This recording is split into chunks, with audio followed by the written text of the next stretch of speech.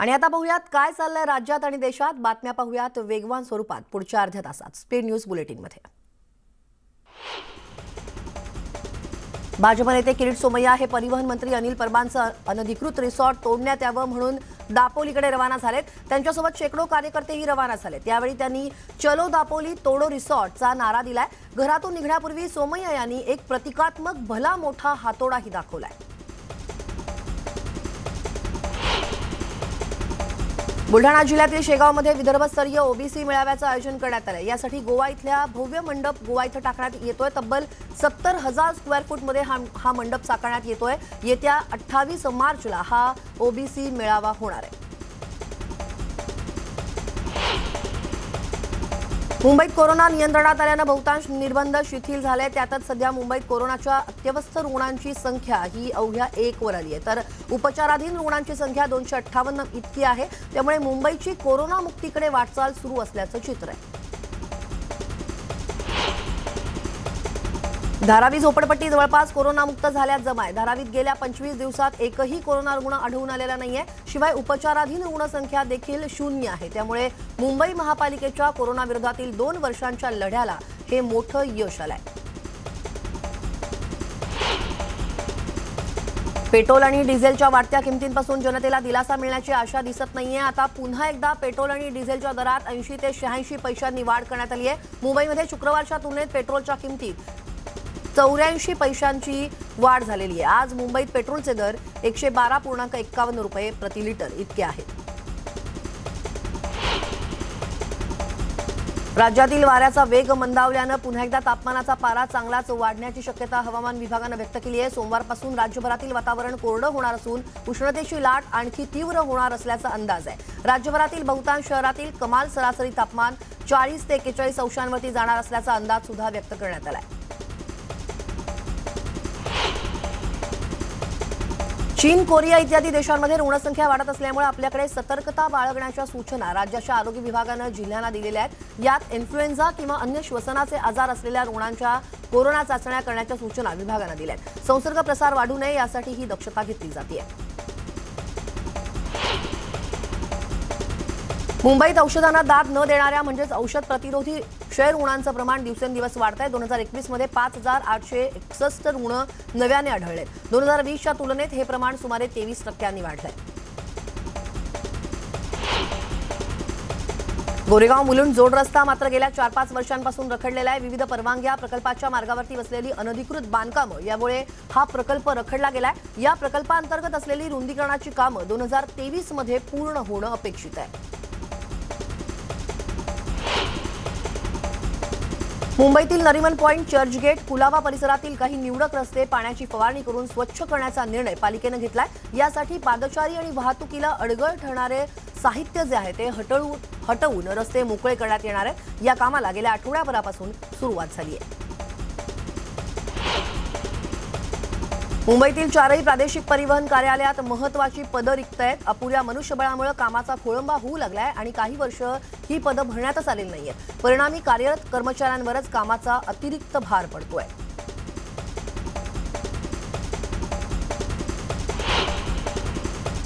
ठाणे पालिकेला मालमत्ता कर आणि पाणी पुरवठा कराची अपेक्षित उत्पन्न वसुली करणं शक्य झालेलं नाहीये। उत्पन्न वसुलीचे उद्दिष्ट पार करण्यासाठी पालिकेकडे अवघे 6 दिवस शिल्लक राहिले। या कालावधीत मालमत्ता कराची 99 कोटी रुपयांची तर पाणी देयकांची 73 कोटी रुपयांची वसुली बाकी आहे। कल्याण पूर्व आणि पश्चिम भागाला पाणीपुरवठा करणाऱ्या बारवे इथल्या जलशुद्धीकरण केंद्रात देखभाल दुरुस्तीचं काम करण्यात येणार आहे। या कामांसाठी मंगळवारी कल्याण पूर्व आणि पश्चिम भागाचा पाणीपुरवठा सकाळी 9 ते रात्री 9 वाजेपर्यंत बंद ठेवण्यात येणार आहे। रहिवाशांनी मुबलक पाणीसाठा घरात करून ठेवावा असं आवाहन पालिकेनं केलंय।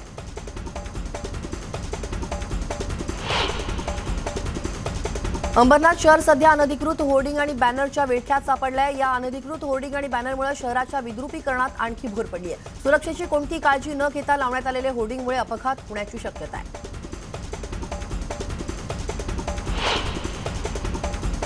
उल्हासनगर शहरात एका व्यापाऱ्यावरती जीवघेणा हल्ला करण्यात आलाय। हा हल्ला सीसीटीव्हीत कैद झालाय। पूर्व वैमनस्यातून झालेल्या या हल्ल्यात व्यापारी कुणाल सोनवणे जखमी झाले। पोलीस ठाण्यात आरोपी सूरज विश्वकर्मा आणि त्याच्या साथीदारांविरोधात गुन्हा दाखल करण्यात आलाय। मध्य रेल्वेवरती उद्या 12 तासांचा मेगा ब्लॉक घेण्यात येणार आहे। दिवा स्थानकाजवळ विविध तांत्रिक कामांसाठी हा मेगा ब्लॉक घेण्यात येणार आहे। ठाणे ते कल्याण अप डाऊन जलद मार्गावरती सकाळी 9 ते रात्री 9 असा 12 तासांचा मेगा ब्लॉक असेल।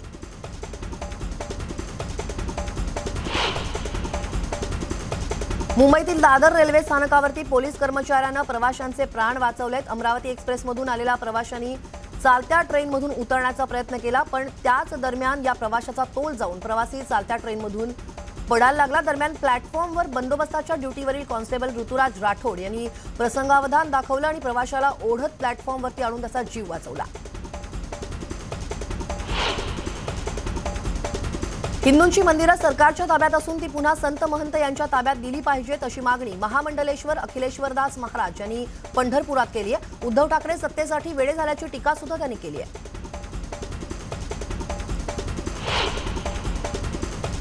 पुणे जिल्ह्यातील मंचर इथल्या कृषी उत्पन्न बाजार समितीसमोर मालवाहतूक करणाऱ्या चारचाकीचा हँडब्रेक न लावल्यामुळे गाडी थेट रिव्हर्स आली, त्यामुळे पुणे नाशिक महामार्गावरती मोठा अपघात होता वाचलाय। सुदैवाने या घटनेमध्ये कोणतीही जीवितहानी झालेली नाहीये।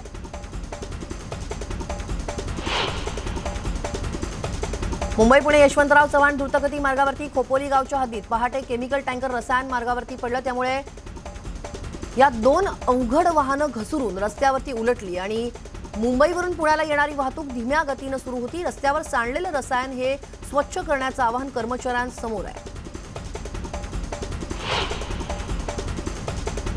रशिया आणि युक्रेनमधील युद्धानं खत निर्मितीसाठी आवश्यक कच्च्या मालाच्या आयातीवरती परिणाम झालेला आहे। खतांचा जागतिक पुरवठा विस्कळीत होत असल्यामुळे खतांचे दर आणखी वाढण्याची शक्यता तज्ज्ञांनी व्यक्त केली आहे। येत्या काळात खतांचा तुटवडा निर्माण होऊन किमती वाढण्याच्या भीतीपोटी शेतकरी शेतमालाची विक्री करून आवश्यक खतांचा साठा आता करून ठेवतात। वर्धा जिल्ह्यात गेल्या 4 दिवसांपासून तापमान 40 अंश सेल्सिअसवरती स्थिर झालंय। मागील आठवड्यात 42 अंशांवर गेलेलं तापमान 2 अंशांनी कमी झालं असलं तरी उकाडा जाणवू लागल्यानं सामान्य माणूस चांगलाच हैराण होताना दिसतोय।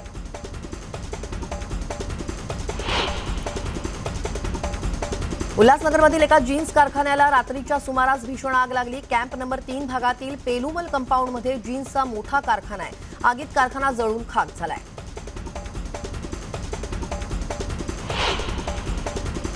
भंडारा जिल्ह्याच्या मोहाडीत पिसाळलेल्या कुत्र्याची दहशत पाहायला मिळाली असून या पिसाळलेल्या कुत्र्यानं 6 लोकांचा चावा घेतलाय। यात एका चिमुकल्यासह वृद्धाचा समावेश असून 6 लोक गंभीर जखमी झालेत।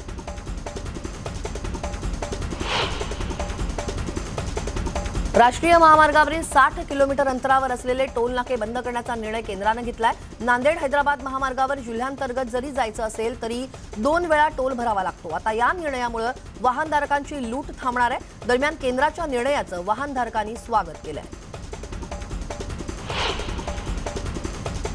सारथीच्या कोल्हापूर उपकेंद्राच्या संथ कारभाराला गती देण्यासाठी आता अखिल भारतीय मराठा महासंघाने सोमवारी आंदोलनाची घोषणा केली आहे। या सारथी उपकेंद्राच्या माध्यमातून मराठा घटकांसाठी संशोधन, प्रशिक्षण आणि मानव विकास करता उपक्रम सुरू होण्याची अपेक्षा होती, मात्र ते सुरू न झाल्यानं मराठा महासंघ लक्षवेधी आंदोलन करणार आहे।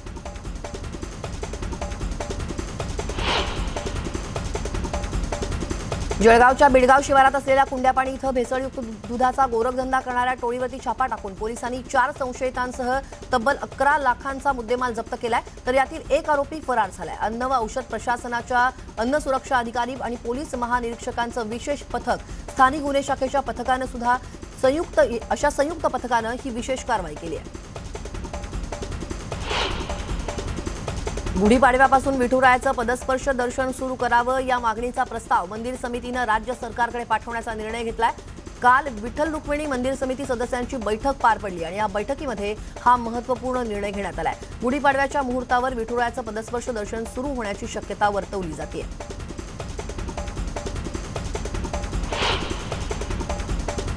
उधारीचे पैसे न दिल्यानं एकाची हत्या करण्यात आल्याची घटना भंडाऱ्यात घडली आहे। उधार दिलेले 300 रुपये परत देत नसल्याचं कारण देत लाकडी दांड्यानं वार करून ही हत्या करण्यात आली आहे। अनोळखी व्यक्तीनं 13 वर्षीय आदिवासी मुलीवरती बलात्कार केल्याची धक्कादायक घटना समोर आली आहे। हा नराधम अत्याचार करून फरार झालाय। पोलिसांनी गुन्हा दाखल करून आरोपीचा शोध सुरू केलाय।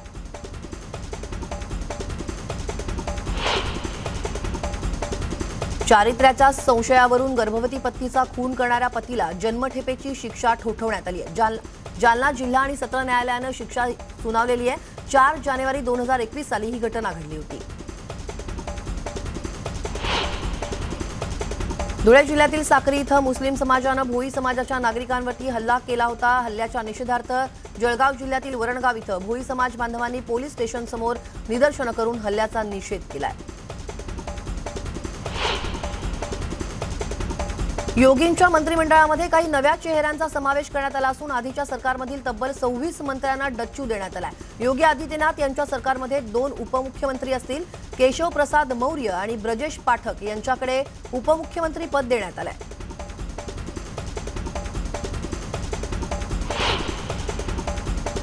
योगी सरकारमध्ये यंदा एकमेव मुस्लिम मंत्री असणार आहे। दानिश आझाद अन्सारी यांनी राज्यमंत्री म्हणून शपथ घेतली आहे। दानिश हे विद्यार्थी आंदोलनातून पुढे आलेले आहेत। भाजप अल्पसंख्याक मोर्चाचे ते सरचिटणीस आहेत।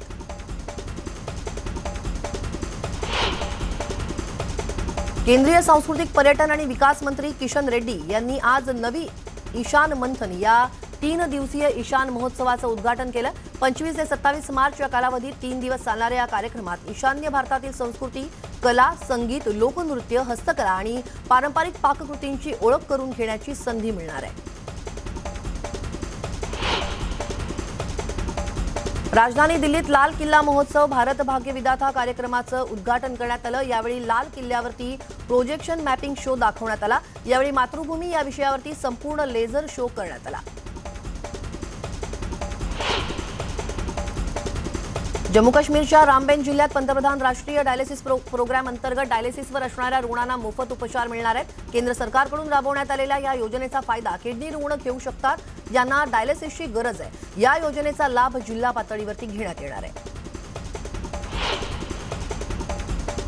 जम्मू आणि काश्मीर पोलिसांच्या नागरी कृती कार्यक्रमांतर्गत 17वी जम्मू काश्मीर पोलीस शहीद स्मारक फुटबॉल स्पर्धा पार पडली आणि काश्मीरमधील क्रीडा आणि इतर युवक विकास उपक्रमांना चालना देण्यासाठी ही स्पर्धा आयोजित करण्यात आली होती। मुख्यमंत्री शिवराज सिंह चौहान यांनी मागासवर्गीय विद्यार्थ्यांना शिष्यवृत्ती प्रदान केली आहे। व्हिडिओ कॉन्फरन्सिंगद्वारे त्यांनी या शिष्यवृत्तीचं हस्तांतरण केलंय। पोस्ट मॅट्रिक शिष्यवृत्तीद्वारे 2.40 लाख विद्यार्थ्यांच्या खात्यात 331 कोटी रुपये हस्तांतरित करण्यात आले। जम्मू काश्मीरच्या सीमेवर काही दिवसांपूर्वी एका जवानाचा संशयास्पद मृत्यू झाला। या सैनिकांचं पार्थिव त्यांच्या मूळ गावी गोरखपूरमध्ये आणण्यात आलं, मात्र कुटुंबियांनी त्यांचं पार्थिव स्वीकारण्यास नकार दिलाय। तर त्यांच्या मृत्यूची चौकशी करण्यात यावी या मागणीसाठी शेकडो नागरिकांनी रस्त्यावर आंदोलन केलं।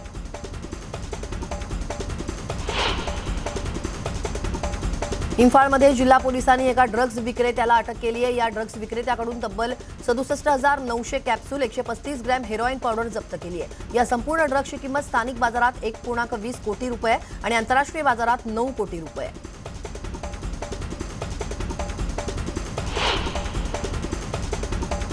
क्रीडा जगतात काय चाललंय पाहूयात। आयपीएल क्रिकेटच्या 15व्या हंगामाला आजपासून सुरुवात होतीये। एकूण 10 संघांमध्ये क्रिकेटचे हे युद्ध रंगणार असून एकमेकांचा पराभव करण्यासाठी सर्व संघ पूर्ण ताकदीने मैदानात उतरणार आहेत। आज गतविजेता चेन्नई सुपर किंग्सशी उपविजेता कोलकाता नाईट रायडर्स भिडणार आहेत। मुंबईमधील वानखेडे स्टेडियमवरती संध्याकाळी 7:30 वाजता हा सामना रंगणार आहे।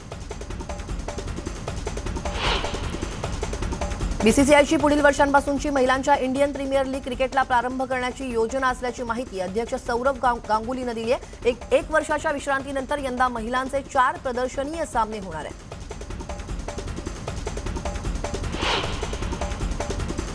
स्विस खुल्या बॅडमिंटन स्पर्धेत दुहेरी ऑलिम्पिक पदक विजेती पीव्ही सिंधू आणि एचएस प्रणॉय यांनी अनुक्रमे महिला आणि पुरुष एकेरी गटाची उपांत्य फेरी गाठली आहे। सिंधूची आज फेरीत थायलंडच्या खेळाडूशी लढत असणार आहे।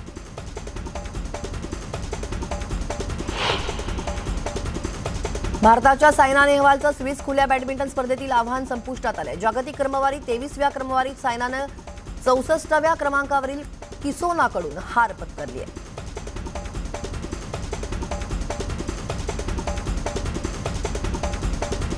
भारताच्या सायना नेहवालचं स्विस खुल्या बॅडमिंटन स्पर्धेतील आव्हान संपुष्टात आलंय। जागतिक क्रमवारीत 23व्या क्रमांकावरील सायनानं 64व्या क्रमांकावरील किसोनाकडून हार पत्करली आहे।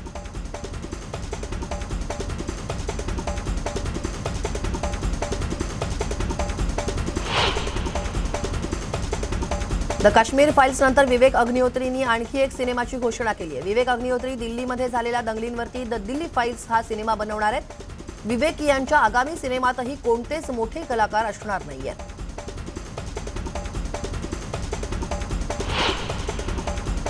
दाक्षिणात्य अभिनेता रामचरण आणि ज्युनियर NTRच्या RRR चित्रपटाची प्रेक्षक आतुरतेनं प्रतीक्षा करतायत. मात्र चित्रपट प्रदर्शित होण्याच्या काही वेळातच ऑनलाईन लीक झालाय. चित्रपट प्रदर्शित होताच त्याला पायरसीचा फटका बसलाय.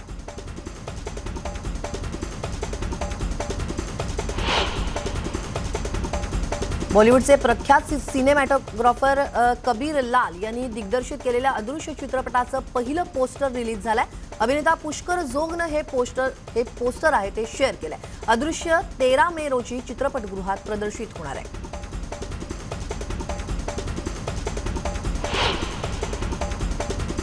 आणि यासह स्पीड न्यूजमध्ये वेळ झाली इथेच थांबण्याची. ताज्या बातम्यांच्या अपडेटसाठी लॉग ऑन करायला विसरू नका. news18lokmat.com वर आमच्या फेसबुक आणि ट्विटर पेजला देखील फॉलो करा. आमच्या YouTube चॅनलला सबस्क्राईब करा आणि ताज्या घडामोडींसह नमस्ते महाराष्ट्रमध्ये पुन्हा भेटूयात माझी सहकारी श्वेता सोबत. पहा फक्त News18 लोकमत.